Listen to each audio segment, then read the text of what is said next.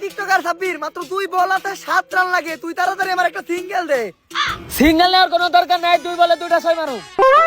বেশি কথা বাদ দিয়া সিঙ্গেল না দিলে পাপন স্যারের ফোন দিয়ে তোর টিকটকে রিব্যান করাই দিব। দিতাছি স্যার। মাত্র 2 বলই আছে, সিলেটের বল টিকটকার সাব্বিরের অফিট ঠেক এই প্রথম বিপিএল এ কোনো একটা সিঙ্গেলে রান না হইলো। শেষ বল সবার চোখে মুখে হতাশা, ঢাকা কি পারবে ম্যাচটা জিততে? একটা 6 লাগে 1 বলে। অবশ্য ওমরন ভাইয়ের ভিডিও, এটা যে কিছু করতে পারে যে কোনো সময়। বলার বল করলো, আম্পায়ার উঠাইয়া মারলো, বল হাওয়ায়, সবার নজর বলের দিকে। ঢাকা সিলেটের প্লেয়ার সহ ওমরন ভাইয়ের সাবস্ক্রাইবাররাও দেখতে চায় কে জিতে।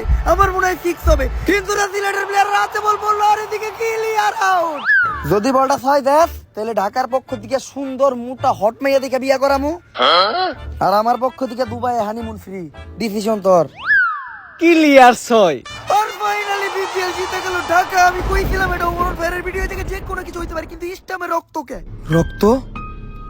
এই মাঠ ভাড়া নেওয়ার আগে তোমার কইছিল এই মাঠেই নাকি কাঞ্চনা লাশ আছে।